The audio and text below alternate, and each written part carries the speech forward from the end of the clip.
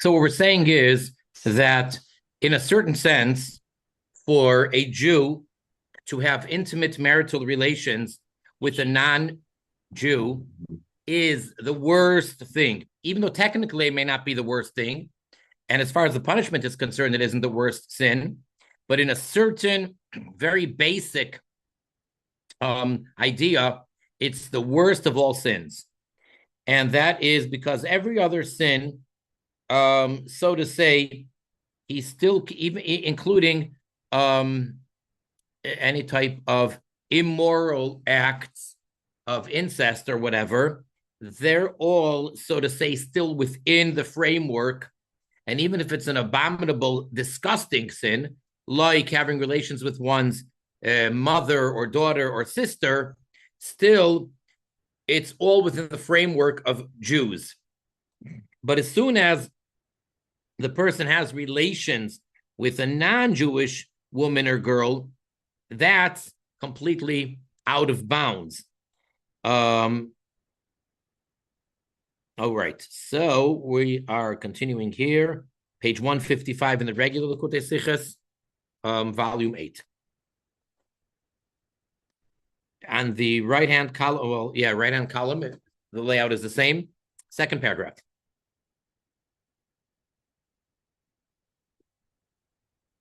The acronym, Mem Shin Aleph Chaf. You have it? Okay. Yes, I do. Thank you. Masha Ein Kain. That stands for Masha Ein Kain. What is not so? They're Boyel Aramis. The case where the person has relations with a non-Jewish woman. Vibald sins, Azaben minakusis einoi benoi. The child that a Jewish man has, if he fathered a child from a non-Jewish woman, it's not his son. It's only biologically his son, as opposed to all of those other forbidden relations. Even if it's the worst, it doesn't matter. As far as the Judaism if the child is concerned, the child is 100% Jewish. So if a Jewish man has relations with someone else's wife, that's a capital offense, and the child that's born from that relationship is 100% Jewish. He's a mamzer. He is a Jewish legal bastard. If a person has relations with his own sister and they have a child, that child is 100% Jewish. It's a mamzer. If a person has relations with his own mother or his own daughter, that child is 100% Jewish. The child is a mamzer. And as we spoke last time, that a mamzer could be a Talmid Chacham, a Torah scholar. And if the mamzer is a Torah scholar, he takes precedence over the high priest, who is an ignoramus in Torah law. So a mamzer could really attain a very high level. True, he's stuck and it's a blemish, and a mamzer can't really marry anyone. So we're not playing down what a mamzer is, but at the end of the day, a mamzer is 100% Jewish, which is not the case, though, if a Jew has a child from a non-Jewish woman. It's not his son. There is nit kenid, because he's not a Jew. Geiter dochariber, so in such a sin, when a Jewish man has relations with a non-Jewish woman, he's going over the gvulois, the borders, shebein Yisrael amim, which exist between the Jews and the nations of the world. Nemt sein koyach ha'ilada, he's taking his reproductive energy, which is an amazing, amazing gift that Hashem gives the human being, or for that matter, all of creation. And if you think about it, that's actually a very godly or a creative energy. You would think only Hashem can create, and yet he puts into nature the ability of procreation. So this Jewish man is taking his ability of giving birth, of fathering, in welchen es gefindt sich sein etzem hanefesh, in which the very essence of his soul is found in that, as we discussed last time. When there is der mit moilid agoy, and by doing so, he is fathering, he is bringing to this world a non-Jew. So in that regard, it's the worst sin possible.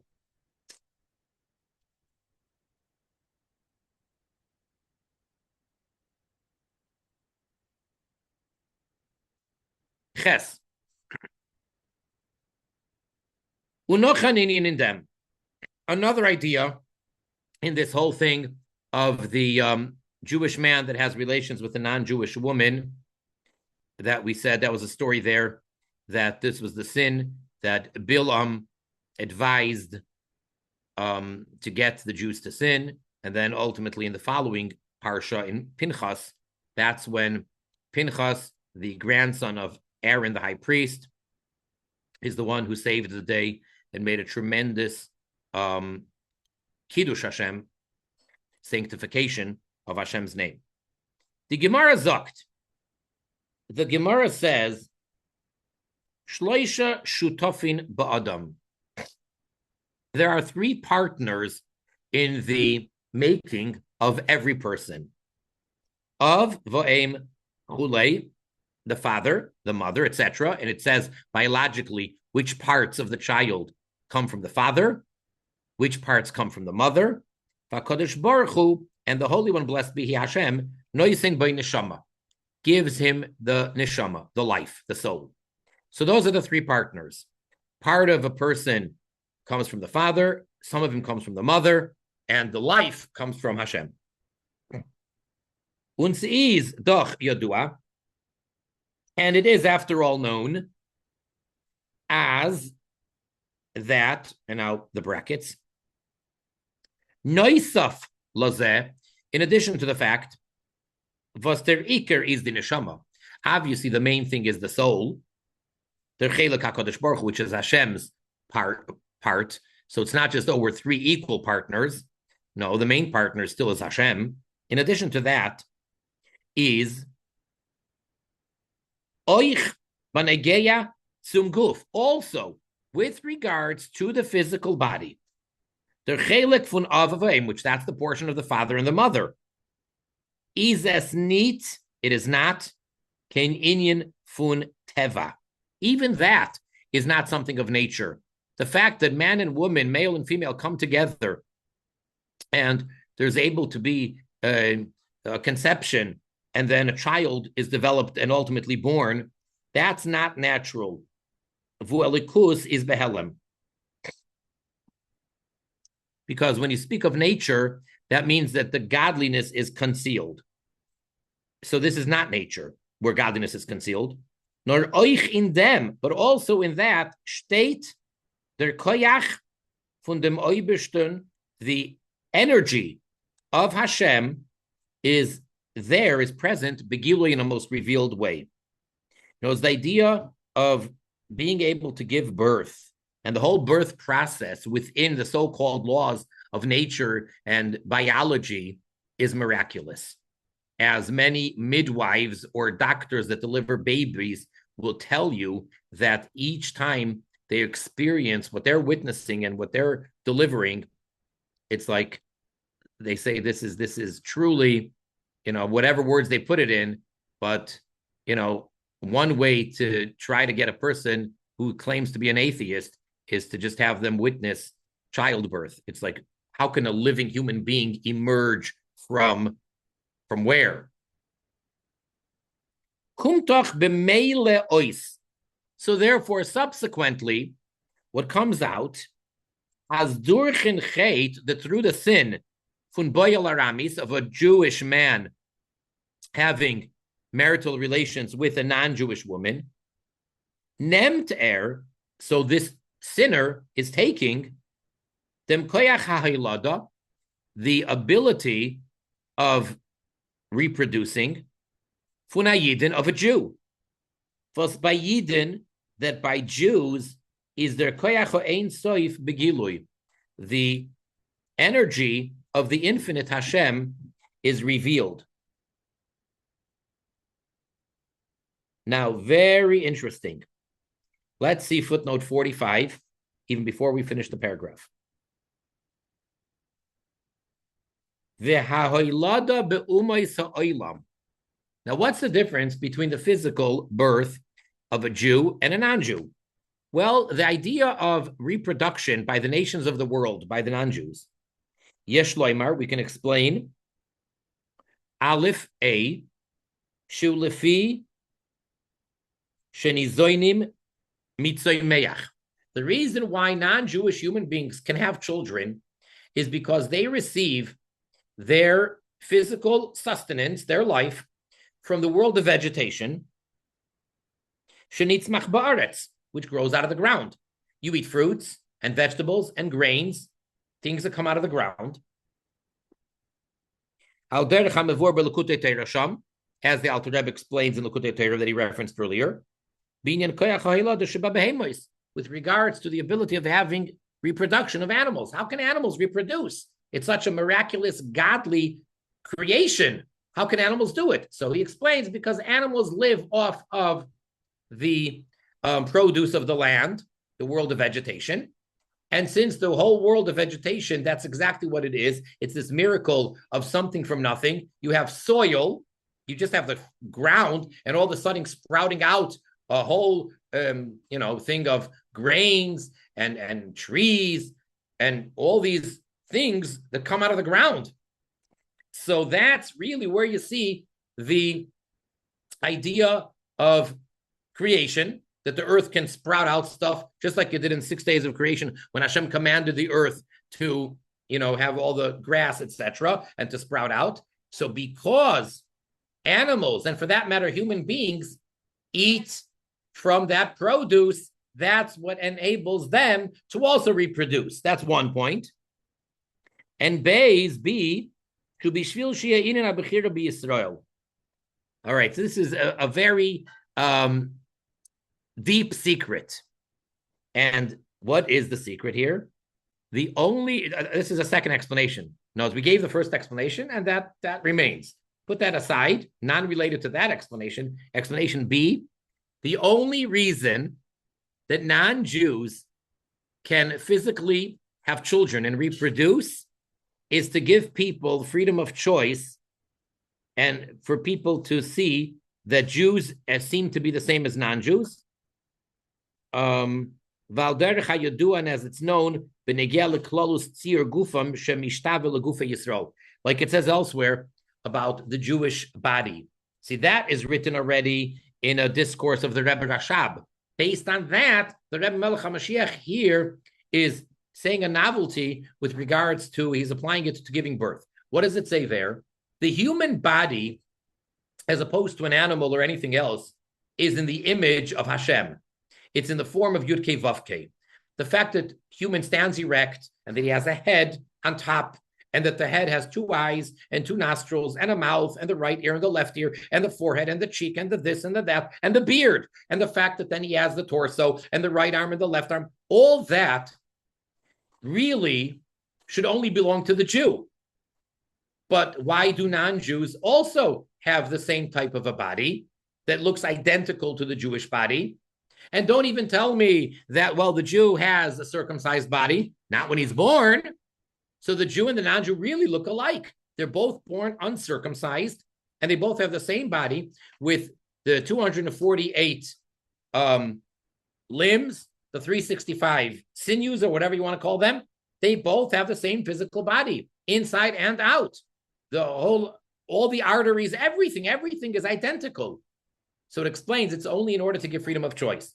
Because if Jews were born, let's say, with horns, and only Jews had horns, and no one else had horns, no other human being, you look at a Jewish person, they have horns.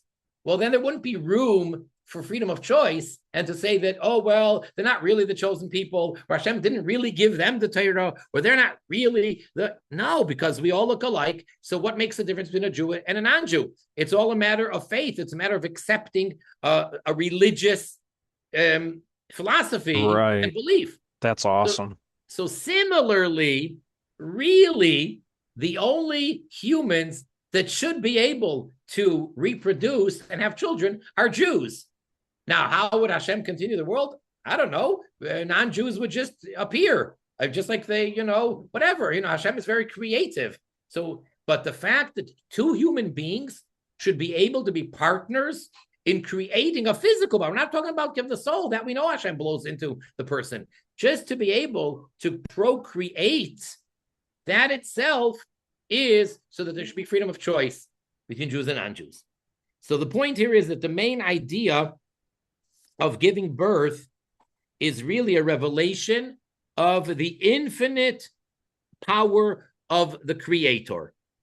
And therefore, if a Jew who has that power, back to the Sikha itself, last word in the column, right after footnote 45, nutzt es ois, and the Jew, the sinner, is utilizing it oifen hepech chas v'shalom, for the opposite. Instead of procreating another Jew, he's using it for the opposite. Oif, for what is he using it? As the verse says, ki yasir, when it says the prohibition against intermarriage, ki yasir es bincha me'acharai, because he is going to take astray your son from me. Meisir oisoi, he takes him away Hashem, for being after Hashem.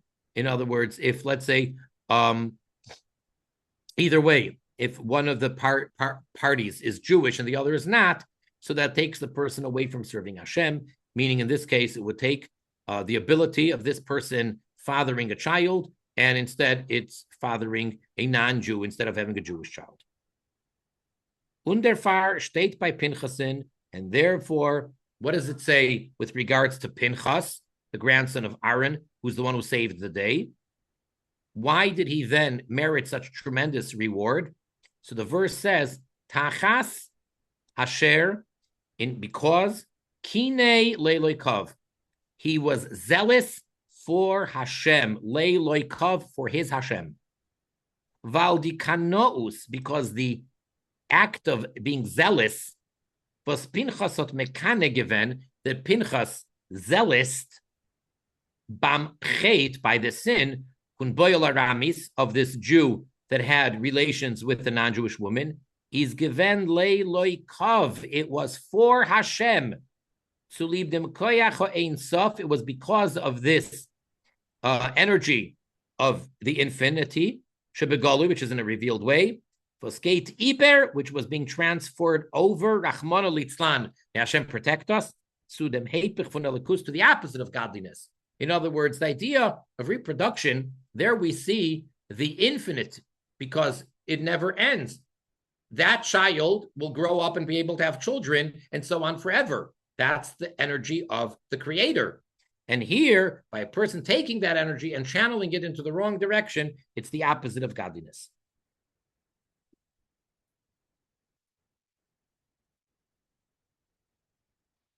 Tess sees aber nicht verstandig. However, it's not understood. We have a question like this: Wie bald, since has the Havdalah ben Yisrael Amim, this separation between the Jews and the nations of the world, is einer von die Gvulois, is one of the borders, separations, was seinen, that are eingestellt, placed, beteva habria, in the nature of creation. The separation between Jews and all the other nations is part of nature. Is vi kenayid ariber gain dem gvul. So how can the Jew go over this border durch seine boyel aramis, by having relations with a non-Jewish woman? In other words, it shouldn't work biologically.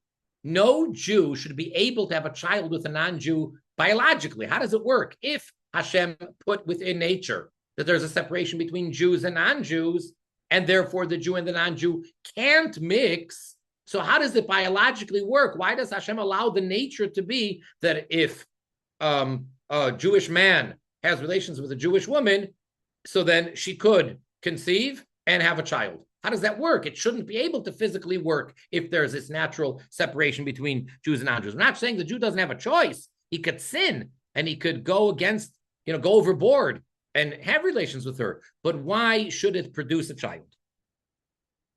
Is there beer in them? The explanation is, this power, this gift of freedom of choice, that a Jew has, kumt derfun, it comes, where does it come from? Vas hein ha'adam haya kachad mimenu. It comes from, as the verse says, that man will be like one of us. He is, as it were, similar to Hashem himself. That's the power of freedom of choice. That's the gift that Hashem gave, that we are really true to be able to make choices like Hashem. That there's nobody who can stop Hashem from doing anything. And therefore he can choose in was ervil whatever he wants. And therefore the Jew has the same choice. The Jew is on the level of being able to choose just like Hashem can choose.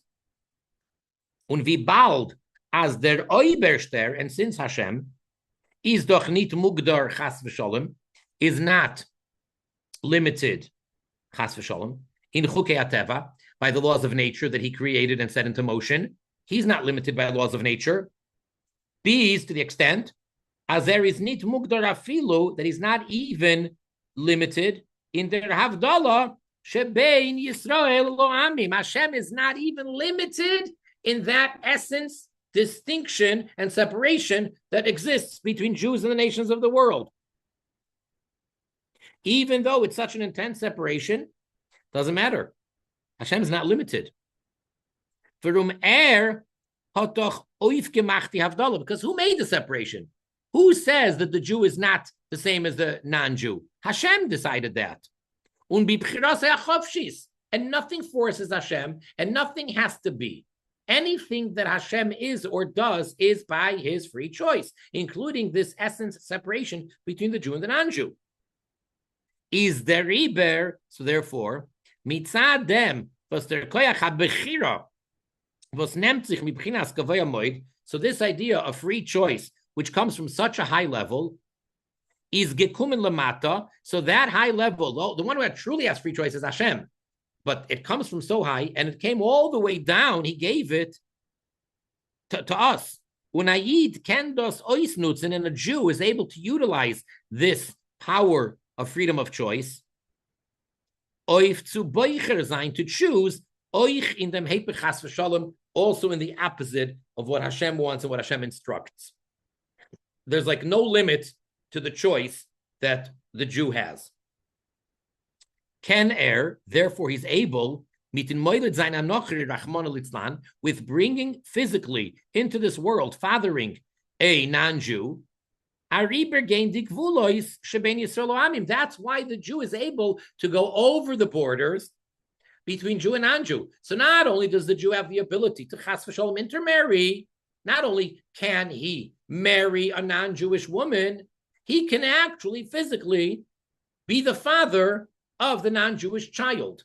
And that's only because he has freedom of choice, like Hashem's freedom of choice. All right. It is 8 o'clock. All right. Well, thank you, Rabbi Turen. I appreciate that. Sure. I got a pencil this time, so I'll mark it. Yeah, okay. I'll try to remember too. Yeah. Okay. And volume 8 still, right? Yes. Okay. Thank you so much, Rabbi Turen. I appreciate it. Sure. Have Be a good well. one. God willing. See you tomorrow. Yes, Mirz Hashem.